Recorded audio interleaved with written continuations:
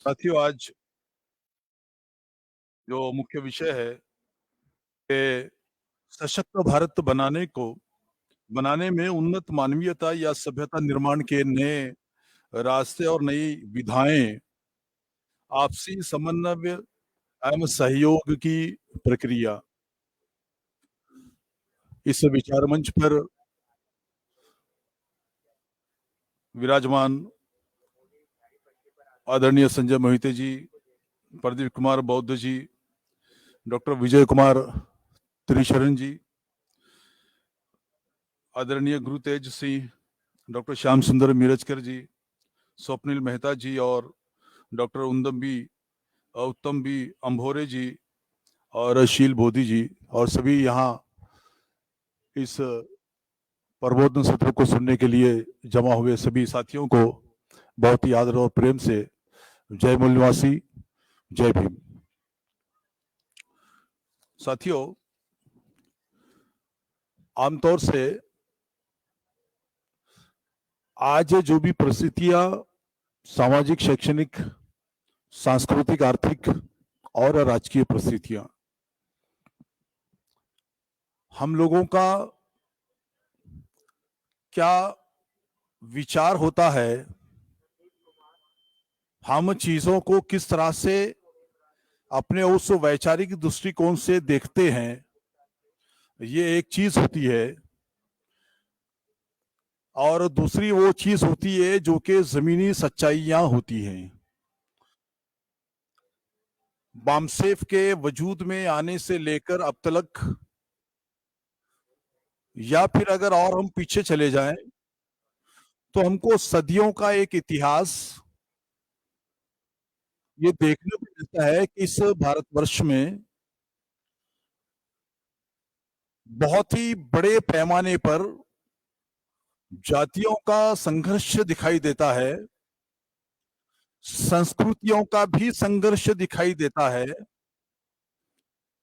और इन संघर्षों की जो क्रांति और प्रतिक्रांति की एक प्रक्रिया है, वो हजारों सालों से चली आ रही है। और साथ ही साथ ये प्रोसेस अभी और पता नहीं कितनी सदियां चलने वाली हैं। इसमें कोई शक नहीं कि बाबा साहब अम्बेडकर ने जो संविधान हमको दिया है, आज हम मूल निवासी भारतीयों का जो सबसे बड़ा शस्त्र है वो संविधान है। और संविधान ही हमारी आशाएं और अपेक्षाओं को पूर्ति करने का सबसे बड़ा माध्यम भी है।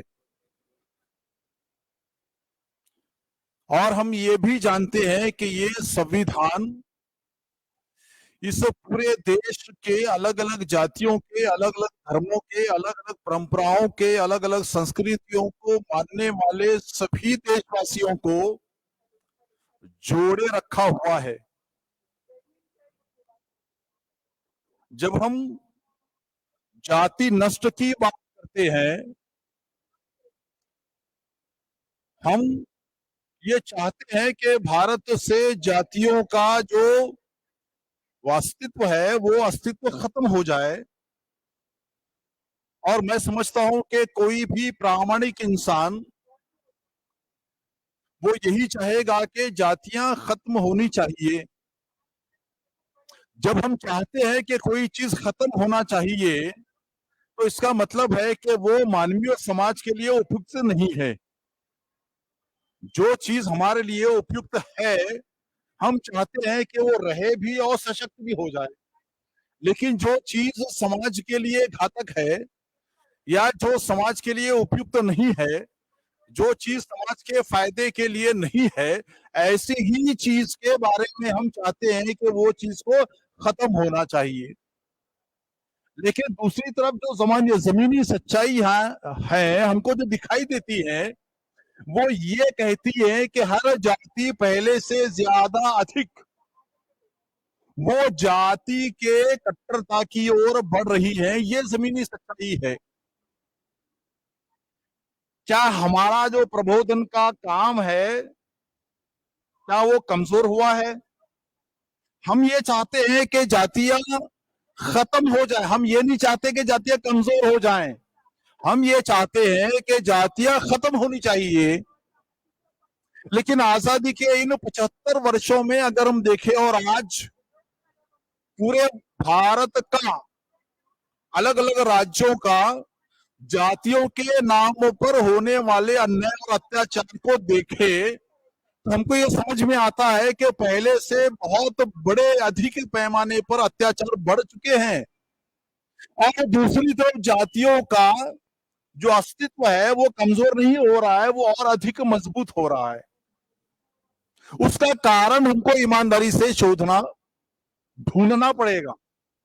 मैं ये समझता हूं कि हमारे पास अलग अलग जातियों के अपने अपने जाति के जो महापुरुष थे, हमने उनको आइकन बना लिया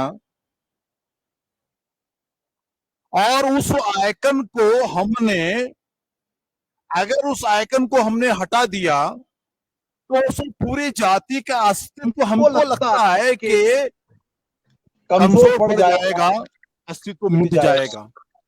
तो हमने उन आइकन को, जिनको महापुरुष कहते हैं,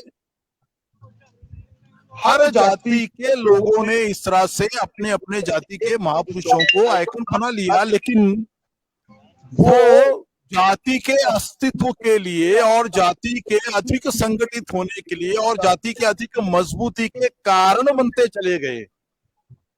होना ये चाहिए था कि अलग अलग जातियों के महापुरुषों को अगर हम ईमानदारी से देखें, समझे, पढ़े, तो मैं ऐसा मानता हूं कि सभी जाति के महापुरुषों ने कहीं न कहीं जातियों के विरुद्ध, उच्च नीचता के विरुद्ध और साथ ही साथ जो वर्ण संघर्ष है उस जातियों को खत्म करने के लिए ही प्रयास किया है, उन्होंने मजबूत करने के लिए नहीं किया है, खत्म करने के लिए ही कोशिश की है। अगर हम साधु संतों का इतिहास देखें तो संत तुकाराम को आप देखिए, संत तुकाराम ने भी कहीं ना कहीं से उस जाति के खत्म करने के प्रयास किए। संत नामदेव को देखिए, उन्होंने भी वही प्रयास किए। और साथ ही साथ संत तुकाराम ने तो पैगंबर मोहम्मद सल्लल्लाहु अलैहि वसल्लम पर सबसे बड़ा पवाड़ा भी लिखा।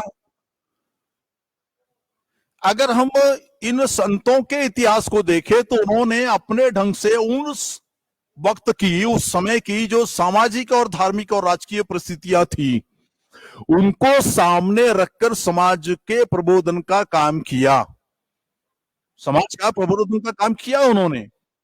दूसरी तरफ जैसे जैसे समय आगे बढ़ता गया, विश्व में और भारत में नई नई चीजों का आविष्कार होता गया, मॉडर्नाइजेशन होता गया, शिक्षण सबके लिए मिलती गई। जैसे हमको पता है कि करीब आज से 150 साल पहले अगर क्रांति सूर्य ज्योतिबा फुले ने स्कूल खोली थी और जब क्रांति सूर्य ज्योतिबा फुले का निधन हुआ तो उसके बाद में बाबा साहब अम्बेडकर का जन्म हुआ और फिर बाबा साहब ने इतनी शिक्षा ली कि कई विदेशी डिग्रियां उनके पास थी, डॉक्टरेट की डिग्री थी। तो हमको यह पता चलता है कि अंग्रेजों के राज में पहले से कई अधिक गुना ज्यादा शिक्षण के द्वार भी हमारे लिए खुल गए। यानी कि हम लोगों ने शिक्षण के माध्यम से अपनी प्रगति तो की है, विकास तो किया है, शैक्षणिक विकास और आर्थिक विकास भी किया है, लेकिन साथ ही साथ हम जिस जाति में पैदा हुए उस जाति में हम लोग पूरी तरह से बंधे हुए रहे। ये जबरदस्ती थे, किसी काल में थी, लेकिन आज हम खुशी से उस जाति में बंधे हुए हैं क्योंकि वो जाति हमको एक संरक्षण कवच देती है, ऐसा लगता है। जिस तरह से आरक्षण के लिए अभी आरएसएस ने एक नई कमेटी बनाई है, 1.5 महीना पहले की बात है, तो उन्होंने उस कमेटी का निर्णय भी बता दिया है कि जो लोग भी भारत के अगर अपना धर्म परिवर्तन करते हैं तो उनका आरक्षण समाप्त होना चाहिए। आपने उसकी रिपोर्ट भी देखी होगी शायद कई लोगों ने, और शायद अगले पार्लियामेंट में वो बिल भी आ जाए। जिस तरह से बाबा साहब अम्बेडकर ने जो संविधान बनाया था, मैंने पिछले जलगांव के अधिवेशन भी में मैंने खास तौर से इसी जाति आधारित आरक्षण पर मैंने खास तौर से बात की थी, ताकि मैं समझा दूं। मैं खाली एक 2-3 सेंटेंस रिपीट कर दूंगा कि पहले जब संविधान बना, बाबा साहब ने दिया, तो उस समय एससी का आरक्षण धर्म आधारित नहीं था। जो भी जाति एससी शेड्यूल कास्ट में है, या जो जातियां अस्पृश्य जातियों की है, या जिनको हम लोग सबसे अति क्षुद्र मानते हैं, ऐसी जातियों को एससी का आरक्षण था। उसमें हिंदू भी था, मुसलमान भी था, सिख भी था, ईसाई भी था। लेकिन बाद में 1952 में ये आरक्षण जो है डॉक्टर राजेंद्र प्रसाद ने एक नोटिफिकेशन के जरिए खत्म कर दिया। उन्होंने क्या किया? उन्होंने ये किया कि सिर्फ हिंदू धर्म के मानने वाले जो अनुसूचित जातियां हैं, उन्हीं को एससी का आरक्षण रहेगा। ये पहला बड़ा आघात था। सिखों ने उसके बाद में दिल्ली, पंजाब, हरियाणा और कई जगह बहुत ही उग्र आंदोलन किया। राजेंद्र प्रसाद ने उसमें से सिख हटा दिया और सिख समाज को एससी का आरक्षण मिलने लगा। अब बौद्धों को आरक्षण था? नहीं था। एससी जो बौद्ध बन जाए उसको आरक्षण नहीं था।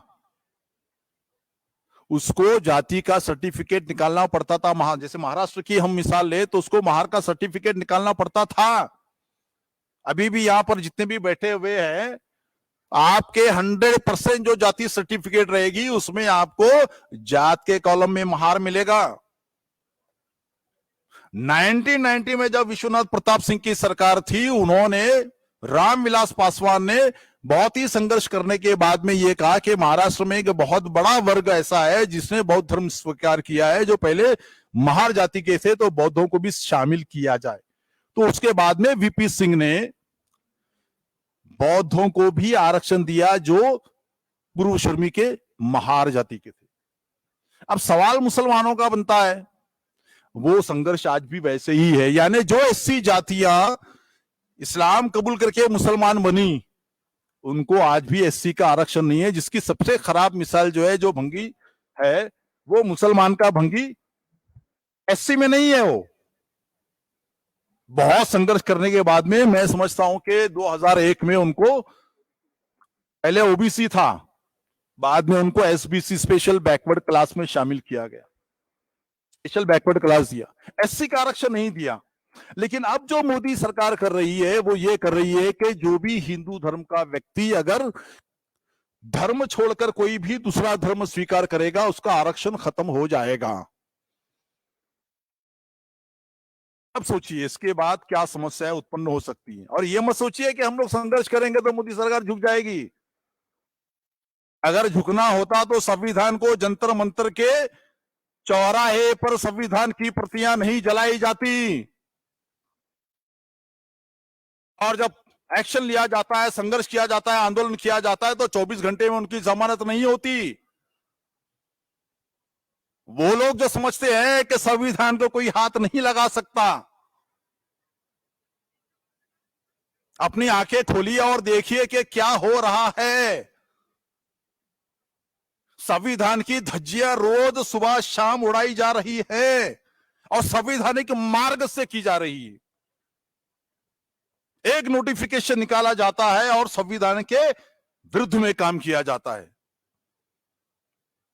अभी हमने देखा है कि इस दशहरे के बाद में पूरे देश में कई जगहों पर कई हजार जो अलग अलग जाति के हिंदू धर्म के मानने वाले थे, उन्होंने बौद्ध धर्म को स्वीकार किया।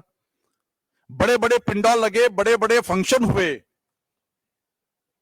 खुद राज रत्न अम्बेडकर जी मेरे अच्छे दोस्त भी है, कई बार हमारी बात भी होती है, तो उन्होंने भी खुद दिल्ली में, जहां पर अरविंद केजरीवाल के जो मिनिस्टर थे वो साथ में थे, अभी जो 22 प्रतिज्ञा की आपने बात की, अम्बेडकर बंद, तो ऐसे खुलेआम फंक्शन जो टीवी पर और साथ ही साथ हजारों लोगों ने देखा, लाखों लोगों ने देखा और विश्व के करोड़ों लोगों ने उसको अलग अलग माध्यम से देखा। अब सवाल यह पैदा होता है कि इस तरह के देश में कई कई कई शहरों में जो अलग अलग जातियों के लोग थे, जिनको लगा कि अब हमको हिंदू धर्म में नहीं रहना चाहिए, तो उन्होंने जब बौद्ध धर्म का स्वीकार किया तो क्या पुलिस ने रोका? क्या बजरंग दल ने उनको रोका? क्या विश्व हिंदू परिषद ने हंगामा किया? क्या उन पर कोई केसेस हुए? एक केस बता दीजिए आप। लेकिन आपको याद होगा, जो सिद्दीकी साहब करके मौलाना थे, उनको पुलिस ने फंसा दिया कि आप लोगों को जबरदस्ती मुसलमान बनाते हो। उन्होंने कहा कि एक आदमी को लाइए, गुनाह कबूल कर लूंगा। पिछले 2 साल से जेल में है। ऐसे कई केसेस है कि हजारों लोग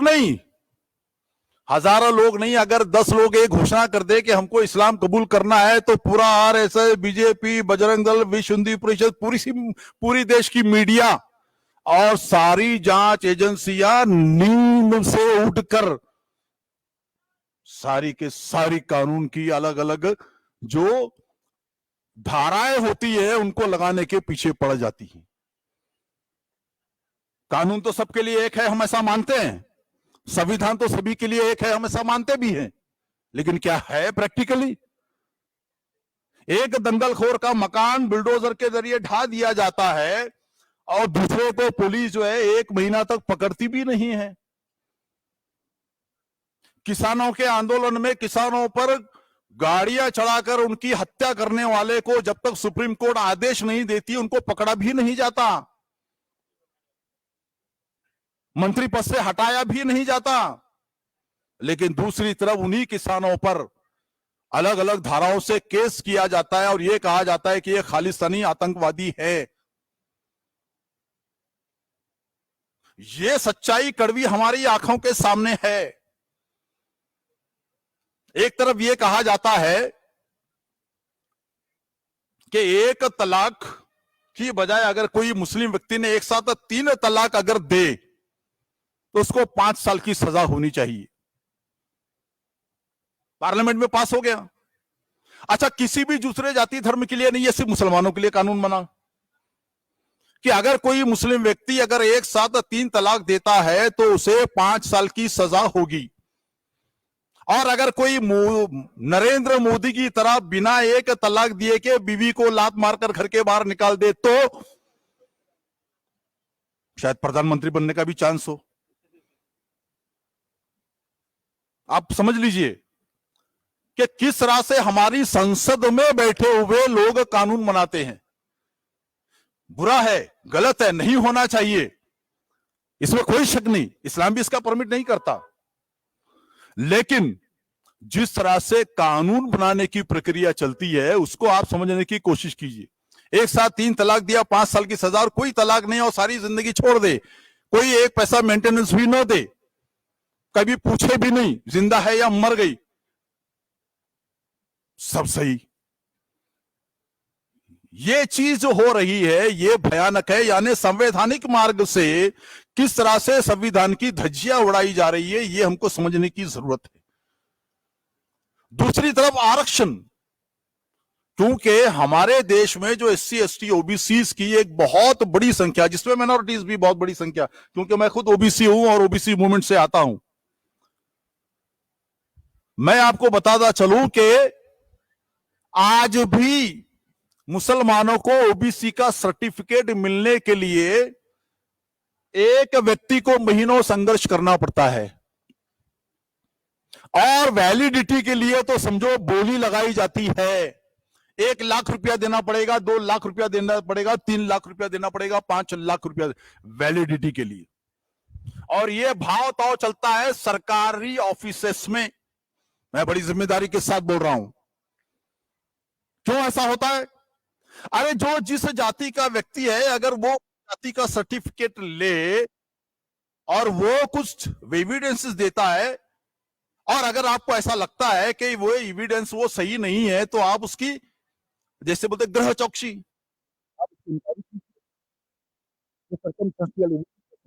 ये इसका परिवार पहले का क्या था, पास पड़ोस के, ये होना चाहिए, तो तहसीलदार करता नहीं है, तो करे क्या? ओबीसी के भी बड़े गंभीर उनके समस्याएं हैं जो अब तक हम लोग संघर्ष कर रहे हैं। दूसरी तरफ कई ऐसी जातियां हैं जो धड़ल्ले के साथ, जो ओबीसी नहीं है, एससी नहीं है, एसटी नहीं है, आपको इस महाराष्ट्र में ऐसे हजारों लोग मिलेंगे जो ओपन कैटेगरीज के हैं लेकिन एससी एसटी के सर्टिफिकेट बनाकर आज बड़े बड़े ओहदों पर बैठे हुए हैं, अच्छे कॉलेजेस में उनके बच्चों ने एडमिशन लिया है।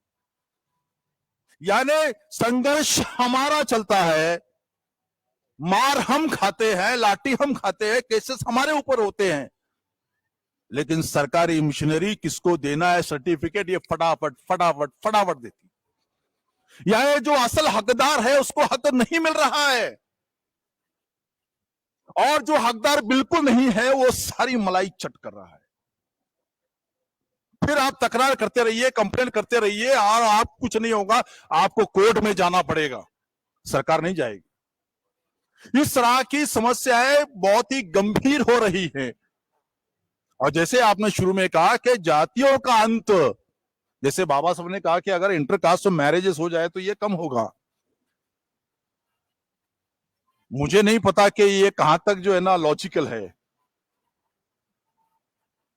क्योंकि कोई बंदा अपना सर्टिफिकेट या अपने गले में वो जाति का बोर्ड लेकर नहीं घूमता हूं कि मैं इस जाति का हूं तो लॉ मैरिज होना चाहिए। लॉ मैरिज तो ऐसा है कि कोई जाति पाति कौन से धर्म का है, काला गोरा है, अमीर गरीब है, देखता ही नहीं है, वो तो किसी से भी हो जाता है। तो जब हम सोच समझकर किसी दूसरे जाति का शादी के लिए हम कभी जाते ही नहीं है, क्योंकि फिर हमारा अपने घर का कल्चर, हमारे घर का अपना जो फाइनेंशियल स्टेटस है, साथ ही साथ हमारे घर की अपनी कुछ परंपराएं भी होती हैं, तो क्या वो दूसरे घर की हो सकती है? तो बात यह समझ में आती है कि अगर एक ही जाति के लोग हो, लेकिन अगर दोनों का फाइनेंशियल स्टेटस अलग अलग है, एजुकेशनल स्टेटस अलग अलग है, कल्चरल स्टेटस भी अलग अलग है, तो वो एक ही जाति के होने के बाद में भी शादी नहीं करते। समझ में आ रही है बात? जैसा मान लो अगर हमारे घर की बेटी जो है वो शॉर्ट पहने, स्किन टाइट पहने और छोटी चड्डी पहन के घूमती रहे, और दूसरे लोग अगर वो साड़ी पहनते रहे, उनका बेटा डॉक्टर भी है, तो क्या वो मेरे घर की भी लड़की करेंगे? वो बोलेंगे अरे बाप रे, ये तो बिल्कुल नहीं चलेगी, एक ही जाति होने के बावजूद भी। तो इसमें कल्चरल का, फाइनेंशियल स्टेटस का और एजुकेशनल स्टेटस का भी बहुत बड़ा दखल होता है। ऐसे नहीं होता कि चलो अभी ये जाति की और वो जाति की हम लोग शादी करें, नहीं होता है, ये सच्चाई है। दूसरी तरफ अब जो परिस्थितियां चल रही हैं, अगर हम उसको ध्यान से समझने की कोशिश करते हैं, तो मैं ऐसा मानता हूं कि एक बात कम से कम जैसे कॉमन मिनिमम प्रोग्राम होता है, उस तरह से हमको कुछ चीजों को हमारे दिल पर पत्थर रखकर, मैं ये नहीं कह रहा हूं कि आप खुशी खुशी तैयार हो जाइए, मैं कह रहा हूं कि मजबूरी से ही सही, हमारे अपने विचार आइडियल हो सकते हैं, हमारी अपनी मान्यताएं आइडियल हो सकती है, हमारे अपने प्रोसेस और कंसेप्ट्स ये भी जो है आइडियल हो सकते हैं, लेकिन जो जमीनी सच्चाइयां हमको दिखाई दे रही हैं वो हमारे विचारों से विपरीत है। तो कॉमन मिनिमम प्रोग्राम के तहत या कम से कम आज की परिस्थितियों में हम लोग क्या कर सकते हैं, अगर इसको समझना है तो कम से कम एक बात हमको तय करना पड़ेगा कि भारतीय जनता पार्टी ये इस भारत के सभी जाति धर्म की जनता के हितों के विरुद्ध काम कर रही है। यस, भारतीय जनता पार्टी ये उस गोलवलकर और सावरकर की आइडियोलॉजी को मानती है। यस, ये भारतीय जनता पार्टी इस देश के संविधान को पूरी तरह से नष्ट करना चाहती है। यस, भारतीय जनता पार्टी इस देश की जो निष्पक्ष न्याय व्यवस्था है उसको उद्ध्वस्त कर रही है। यस, भारतीय जनता पार्टी ने ईवीएम के जरिए इस देश की लोकशाही को कमजोर किया है। यस, हमको कम से कम इन मुद्दों पर एक होते हुए ये निर्णय लेना चाहिए कि कम से कम हम केंद्र सरकार में किसी भी कीमत पर भारतीय जनता पार्टी की सरकार 2024 में आने नहीं देंगे।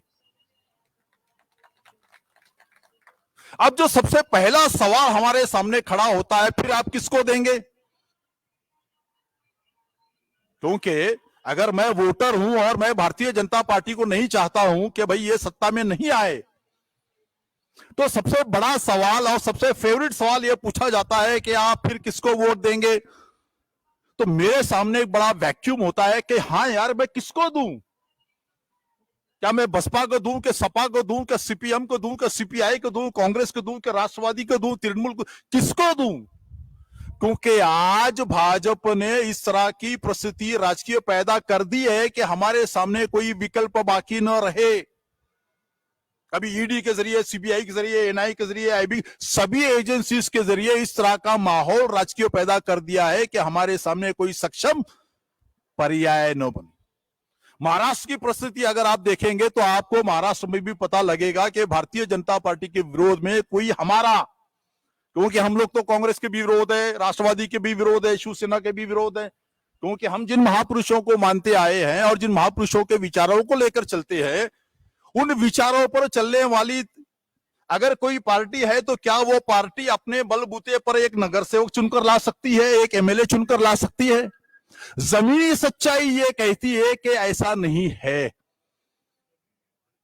ये कड़वी सच्चाई है, इसको मानना पड़ेगा। नहीं मानकर हम अपने आप को धोखा नहीं दे सकते, ये सत्य है। इसके लिए हमको कम से कम, जैसे कहते हैं कि पत्थर से जो ईंट होती है वो बेहतर होती है, मैं कह रहा हूं कि हमको हमारे दिल पर पत्थर लेकर निर्णय करना पड़ेगा कि हमको केंद्र से भारतीय जनता पार्टी की सरकार को पूरी तरह से हटाना है। तो हम लोग ये काम कर सकते हैं।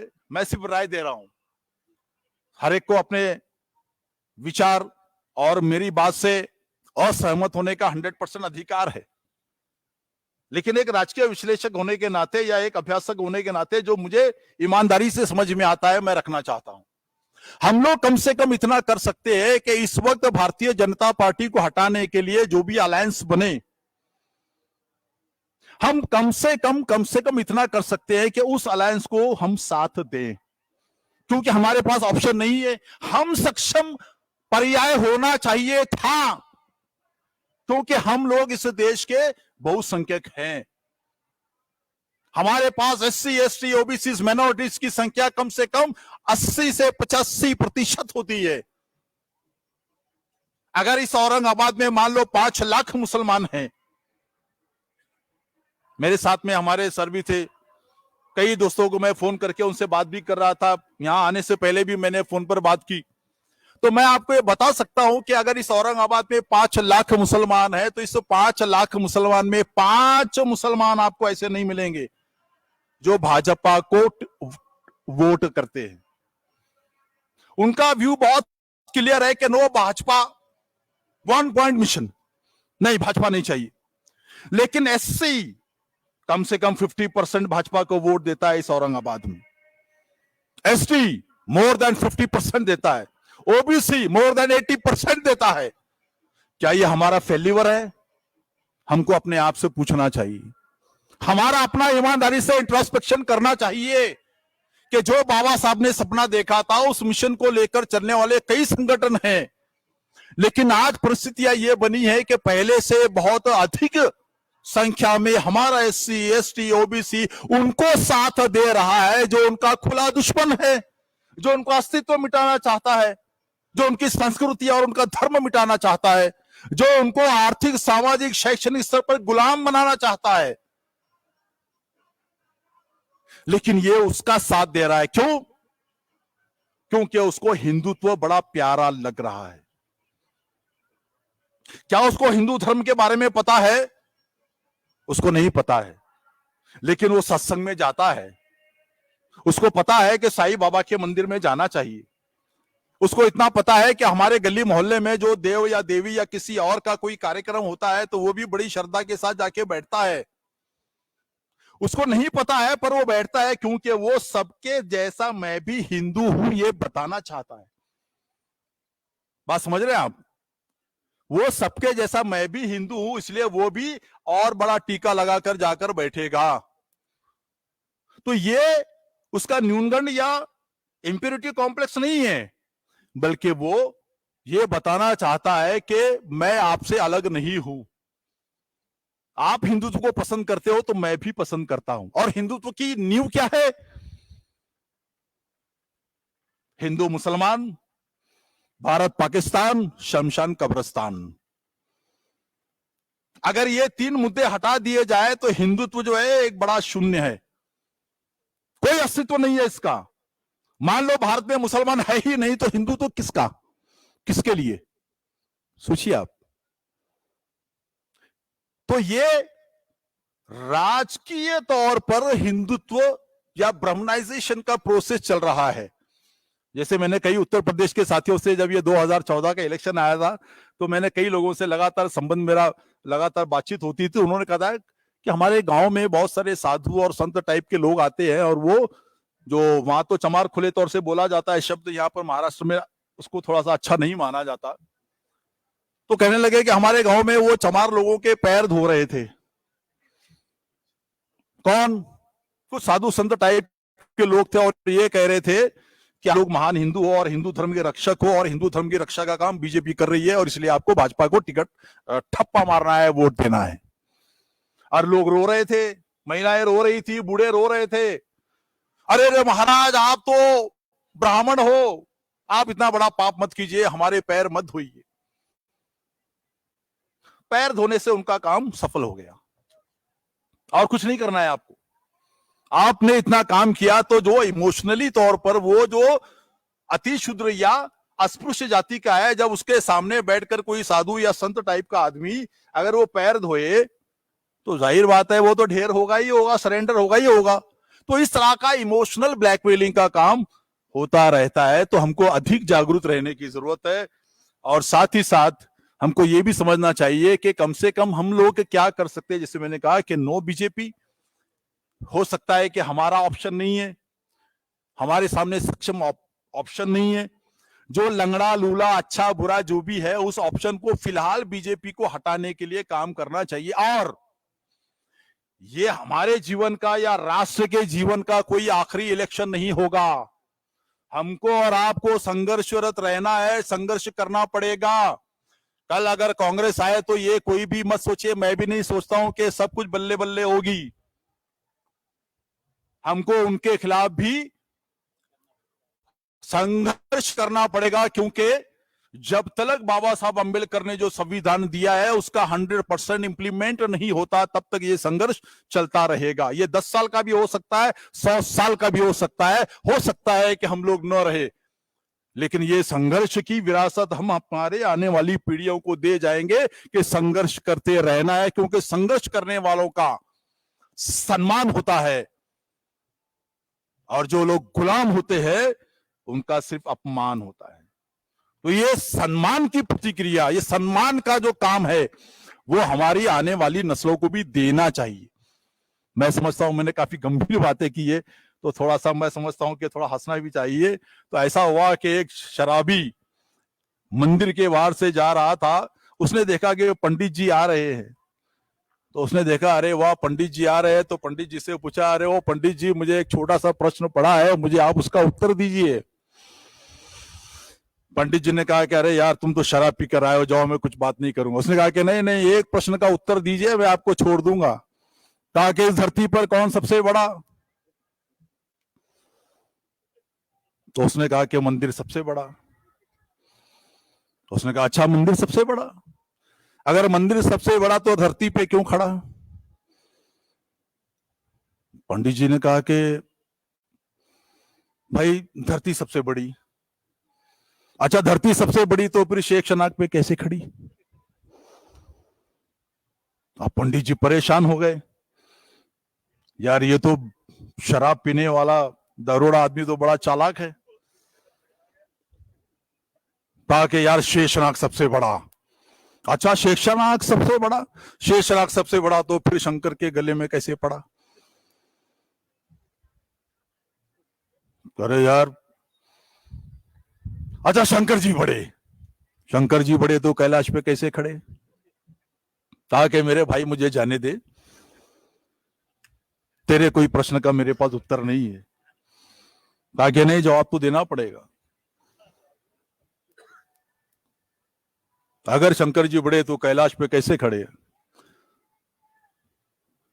कहा कि अगर कैलाश बढ़ा तो हनुमान की उंगली पे कैसे खड़ा? संजीवनी लाने के लिए गए थे। कहा कि भाई सबसे बड़े हनुमान। कहा कि फिर, और बोले अब कुछ मत बोलना, मैं समझ में आ गया कि तू कुछ ना कुछ बोलेगा, अब तू ही उत्तर दे दे।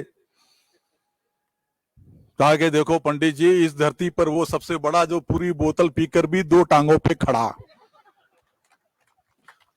बहुत बहुत आभार आपका। जय भारत, जय मूल निवासी, जय संविधान।